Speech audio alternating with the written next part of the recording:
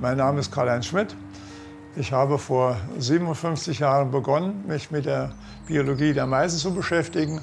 Und daraus ist dann die Ökologische Forschungsstation in Schlüchtern entstanden, deren Leiter ich derzeit bin.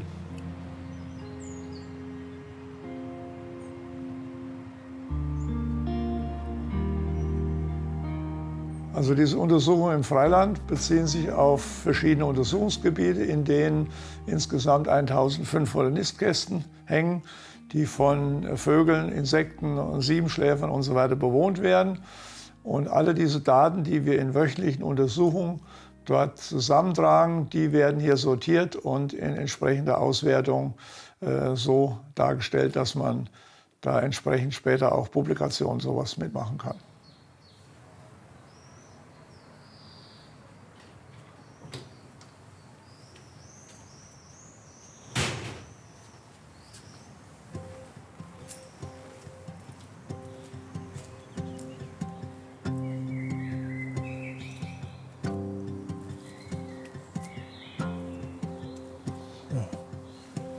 Jetzt.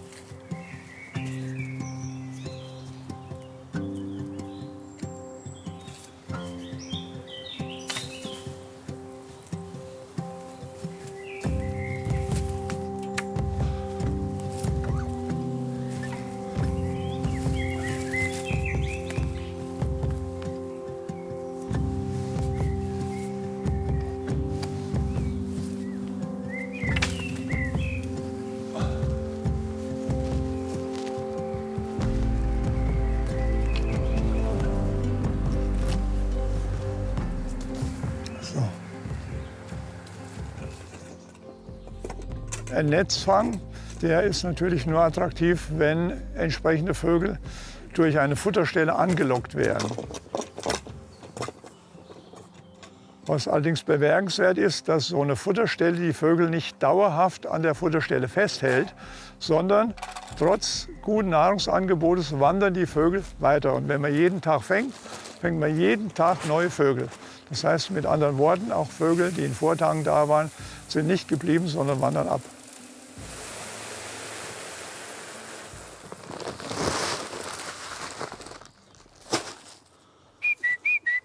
Das ist der Lockruf.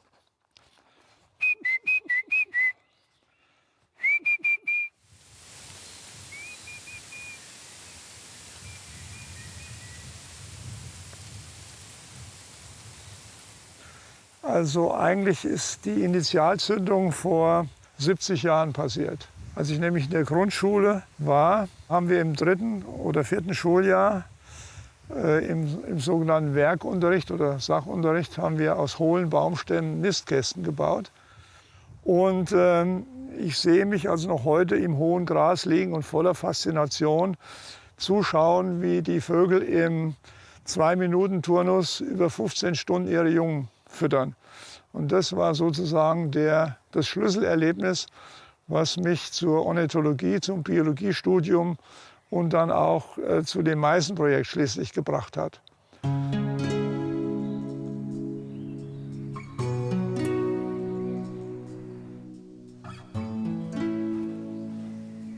Da ist einer.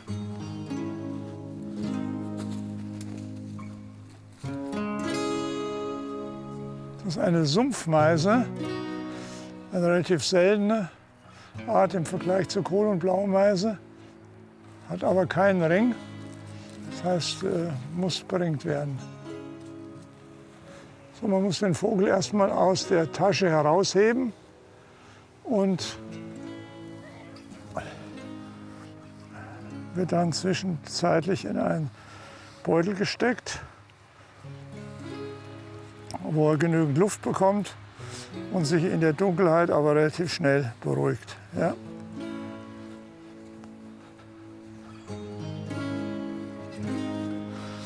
So, der Ort heißt hier Steinau-Bellinger Berg und hat bei uns folgende Abkürzung: STBBU, und zwar unten U und in der Nähe von Nistkasten 1. So, diese Sumpfmeise hat keinen Ring und Vogel, der keinen Ring hat, der wird mit einer eckigen Klammer gekennzeichnet. Vögel, die schon Ringe hatten, ohne Klammern. So, und diese Nummer ist A9797. 797. So, jetzt kommt die Altersbestimmung. Die kann man über die Form der Schwanzfedern bestimmen. Wenn die Schwanzfedern am Ende rund sind, dann ist der Vogel älter. Der heißt dann bei uns nicht diesjährig. Und wenn die Schwanzfedern spitz sind, dann ist er diesjährig. Also das gucken wir uns mal an. Und die sind eindeutig spitz, die Federn, ja, am Ende. Die sind so spitz, dass der diesjährig heißt. Der ist also in diesem Jahr geboren. So, die Zeit ist 15:50 Uhr. Die Zeit ist wichtig, weil mit der Zeit sich das Gewicht verändert. Jetzt kriegt er erstmal den Ring. In geraden Jahren wie 24 wird am rechten Bein beringt, in ungeraden Jahren links. Ja, der Ring ist offen zunächst, wird um das Bein gegeben und dann praktisch mit der Hand zugedrückt. Und er dreht sich um das Bein, geht aber nicht über die Zehen. Ja, also der passt.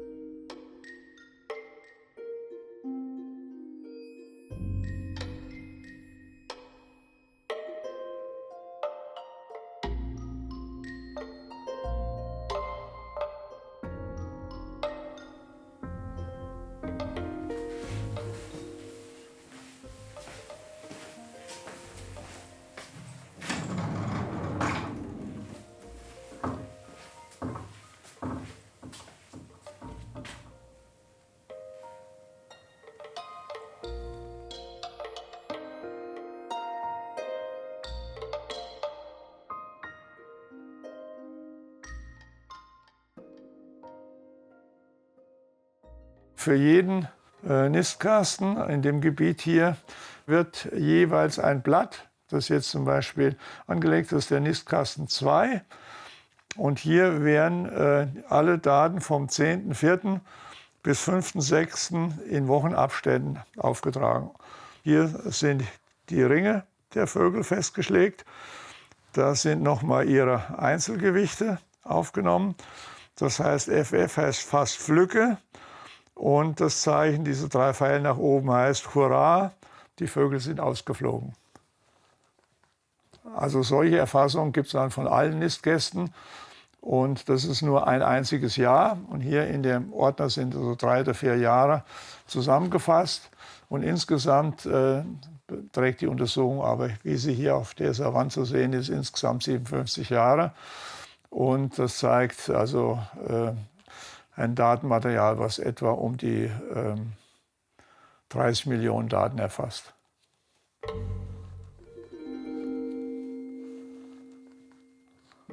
Also es gibt bei den seltenen Ereignissen eigentlich 2 besondere Fälle.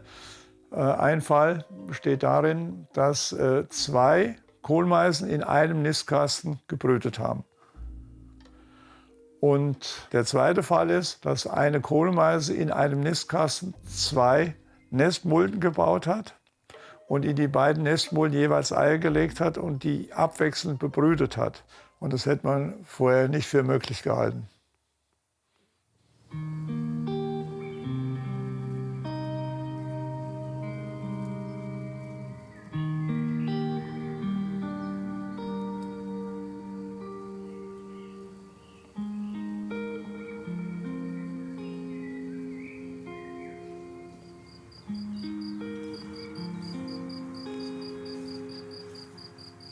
Also bei der Hecke ging es uns darum, das war praktisch ein Konzept, mit den Grundschulen zusammen. Das Ziel war eigentlich, dass man junge Menschen frühzeitig mit Natur und Heimat verankert, verwurzelt wie ein Baum oder wie eine Hecke.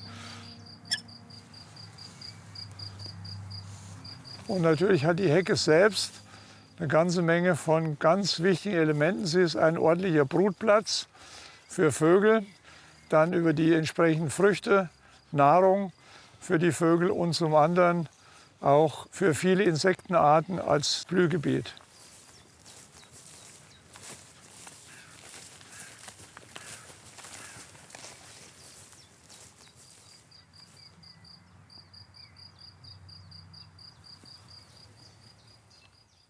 Ja, guck, oh, fliegt schon einer aus und den anderen habe ich hier in der Hand. Feldsperling ist eine Art, die ganz stark zurückgegangen ist.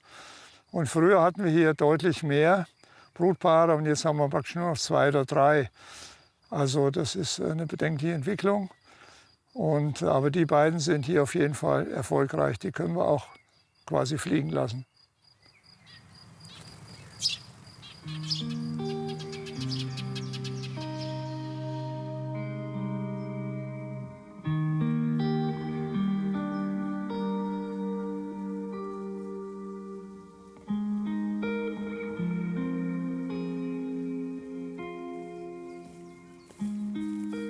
Ja, also im Deutschen heißt das lieber ein Vogel in der Hand als eine Taube auf dem Dach. Im Russischen heißt das lieber eine Kohlmeise in der Hand als ein Kranich auf dem Dach. Und im Niederländischen heißt das lieber ein Vogel in der Hand als 10 in der Luft. Also das Bild von dem Vogel in der Hand, das ist ganz tief verwurzelt und hängt auch wohl damit zusammen, dass früher ja, der Vogelfang ein ganz allgemeines Phänomen war. Zu erinnern zum Beispiel an Heinrich den Vogler. Herr Heinrich saß am Vogelherd, recht froh und wohlgemut. Er bekam die Botschaft, dass er zum Kaiser gekrönt wurde. Und zur Vergnügen hat er Vögel gefangen. Also, gut.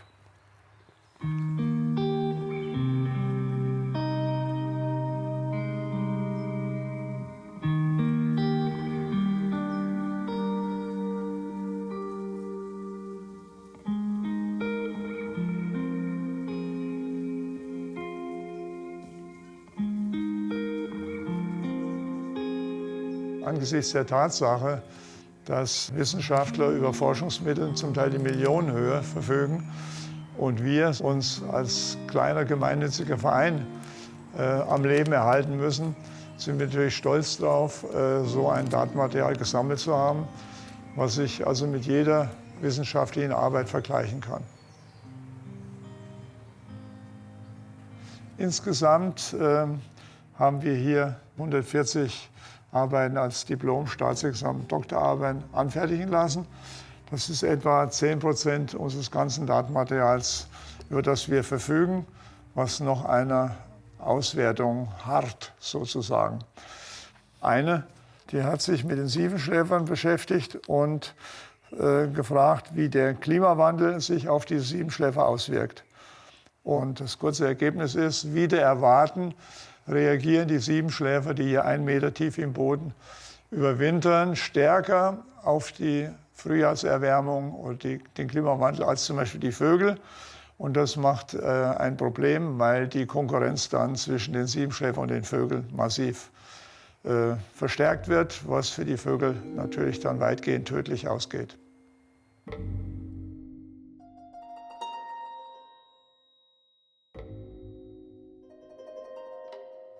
Dann hat ein Freund von mir irgendwann mal so eine Sendung mit Didi Hallervorden gesehen und da kam ein Meisenkaiser vor. Ja. Und er hat dann gemeint, das wäre doch ein Name für mich, Meisenkaiser. Und wenn ich jetzt irgendwo auftrete, trete ich natürlich immer als Meisenkaiser auf, weil das meiste Renommee hermacht. Ja.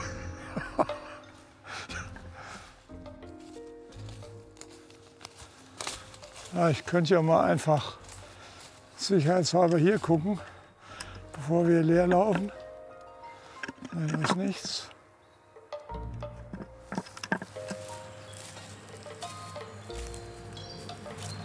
Ja, wir gehen jetzt mal hier hoch. Ich muss mich an den Nummern orientieren.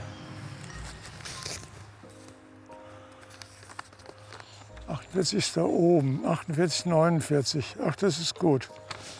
Dann müssen wir eine Reihe weiter nach oben, aber nicht weit weg.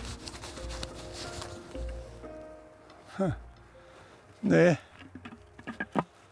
Und das ist also auch so ein Ergebnis von der Langzeituntersuchung, festzustellen, wann passiert denn was.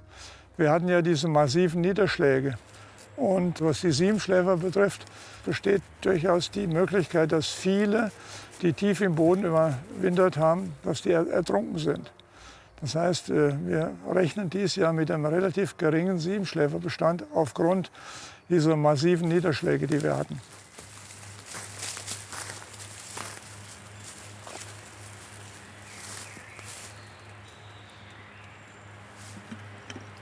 Ja. Wir haben also auch festgestellt, wie viele Nistkästen die benutzen. Es waren 5, 6 Kästen. Und bei 183 Tieren auf 94 Kästen kann man sich leicht ausrechnen, welche Kasten überhaupt nicht kontrolliert wurde von Siebenschläfern. Und wenn es dann zu zeitlichen Überschneidungen kommt, ist das natürlich verheerend für die Vögel. Und wie gesagt, also je nach Frühjahr, wie die Frühjahre aussehen, sieht das gut oder weniger gut aus. Ja, also dieses Jahr sah es wieder gut aus.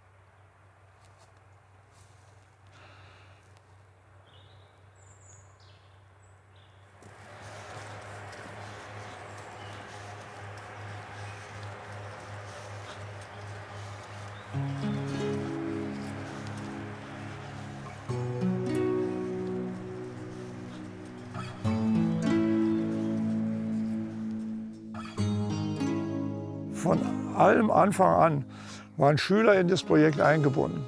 Also ich habe hier in der Schule angefangen im Dezember 66 und im Frühjahr 67 hatten wir bereits 1000 Nistkästen in dem Gebiet hängen, die bis heute noch kontrolliert werden. Und Schüler aus dieser Gruppe haben wir in dieses Projekt eingebaut und die haben jahrelang bei uns mitgearbeitet. Und bei den Studenten war es halt so, diese 32 Jahre Großpraktikum mit den Studenten, die haben immerhin dazu geführt, dass es 140 Diplom-, Staatsexamens und Doktorarbeiten gibt aus dieser Zeit.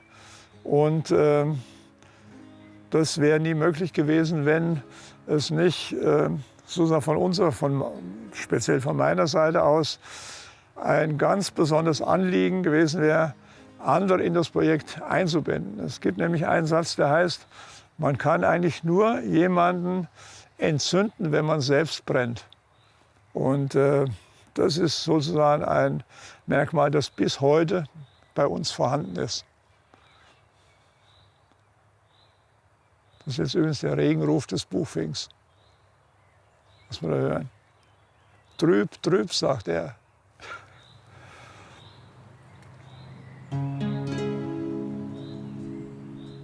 So, ich glaube, wir sollten noch mal gucken, oder?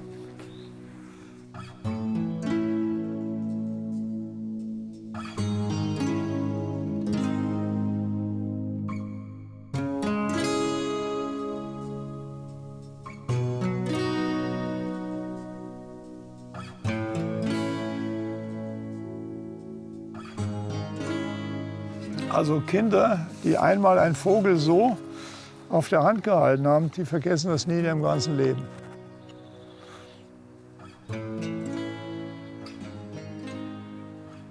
Hoppla!